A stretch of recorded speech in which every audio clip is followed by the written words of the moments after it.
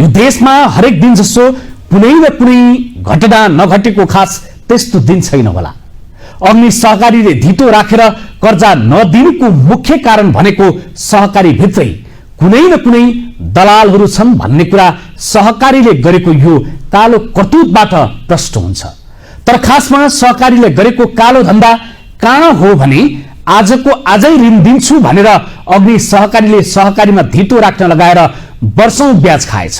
यता वर्षौंसम्म पदमबहादुर भण्डारी जस्ता अन्य व्यक्तिलाई कर्जा नदिनु र अन्यायमा परेका नागरिकले सम्बन्धित निकायमा उजुरी दिँदा समेत राज्यका सम्बन्धित संयन्त्रले ध्यान नदिनु भनेको सहकारीले चाहे भने राज्य संयन्त्रलाई समेत हातमा हात मिलाउन सक्ने रहेछ भन्ने कुरा त ऐना जस्तै छर्लङ्ग छ। दर्शकहरू, त्यति मात्र होइन, नेप्सकुन घाटामा गयो भनेर विभिन्न निकायबाट प्रश्न उठ्दा र स्वयं बीपी एसोसिएटले समेत प्रतिवेदन सार्वजनिक गर्दा समेत नेप्सकुन कानमा तेल हालेर बसेको छ। आखिर कसरी नेप्सकुन टाट फल्टिने अवस्थामा पुग्यो त? हेरौं यो रिपोर्ट। देशभरिका बचत तथा ऋण सहकारी संस्थाहरूको केन्द्रीय संघ नेप्सकुन आर्थिक विचलनका कारण गम्भीर संकटमा परेको खुलेको छ। तर नेप्सकुनका सीईओदेखि नेप्सकुनका पदाधिकारीहरू अमेरिका घुम्न भने छाडेका छैनन्। यसले के देखाउँछ भने गरिब जनताको धितो राख्न लगाएर नेप्सकुनले रकम हिनामिना गरिरहेको छ भन्ने कुराको ताजा उदाहरण अछामका पदमबहादुर भण्डारीलाई लिन सकिन्छ। आज भन्दा झण्डै 3 वर्ष पहिले नेप्सकुन बनेपा शाखाले भण्डारीको बर्दिया जिल्लामा रहेको 13 कट्ठा जग्गा धितो राख्न लगाएर 2 करोड 50 लाख रकम हिनामिना गरेको तथ्य सार्वजनिक भएको छ। यता गत आर्थिक वर्ष 2079-80 को लेखा परीक्षण प्रतिवेदनमा हेर्ने हो भने लेखा परीक्षक र अडिटर स्वयंले नेप्सकुनको वित्तीय अवस्था गम्भीर जोखिममा रहेको विवरण सार्वजनिक गरेको देखिन्छ। त्यो सँगै अडिटरले कुनै पनि वित्तीय विवरण सत्य तथ्य नभएको समेत राय पेश गरेको यो कागजातबाट प्रष्ट हुन्छ। नेप्सकुन अर्थात बचत ऋण सहकारी केन्द्रीय संघको मुख्य एजेन्डा भनेको देशभरिका बचत तथा ऋण सहकारीबाट निक्षेप लिने र उनीहरूलाई ऋण प्रदान गर्ने हो।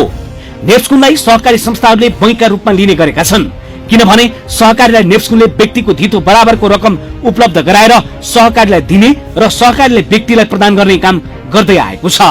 त्यस्तै यता नेप्सकुनको लेखा परीक्षणले गरेको बीपी एसोसिएटले लेखा परीक्षण प्रतिवेदनमा विपरीत राय संस्थाको लेखा परीक्षण गरेको बीपी एसोसिएटले लेखा परीक्षण प्रतिवेदनमा विपरीत राय एडभर्स ओपिनियन दिएको छ। लेखा परीक्षकले यस्तो राय दिनु भनेको संस्थाको कुनै पनि हिसाब किताब मिल्दैन र संस्था एक हिसाबले कोल्याप्स हुने अवस्थामा पुगिसकेको छ भन्ने कुरा लुकाएर लुकाउन सक्ने ठाउँ छैन। खास गरी नेप्सकुनले खराब कर्जामा प्रोभिजनिङ गर्नुपर्ने 5.5 अर्ब रुपैयाँ प्रोभिजनिङ नगरी नाफामा लेखाङ्कन गरेको प्रष्ट लेखा परीक्षकले प्रतिवेदनमा उल्लेख गरेको छ। लेखा परीक्षकले प्रतिवेदनमा उल्लेख गरे अनुसार संस्थाले सम्भावित कर्जा नोक्सानी व्यवस्थामा 5 अर्ब 78 करोड 78 लाख रुपैयाँ छुट्याउनु पर्ने भए पनि 42 करोड 42 लाख मात्रै छुट्याएर लेखालाई झुक्क्याएको छ।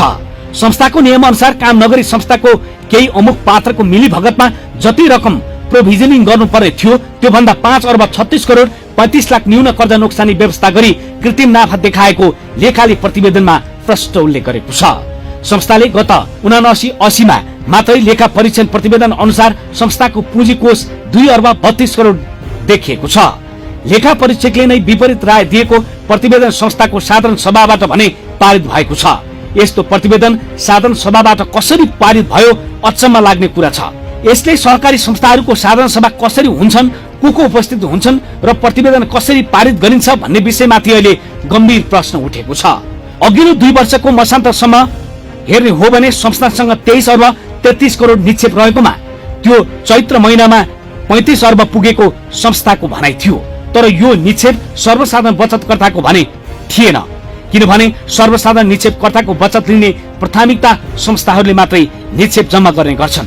त्यस्तै यता नेप्सकुनले काम नै नलाग्ने मिरा ERP नामको सफ्टवेयरमा 4 करोड 35 लाख रुपैयाँ खर्च गरेको र त्यो सफ्टवेयरले हालसम्म पनि काम गर्न नसक्नुले नेप्सकुन सकाउन केही नेप्सकुन भित्रकै माथिल्लो निकायका केही पात्रहरू सक्रिय भएर लागेको समेत भेद खुलेको छ।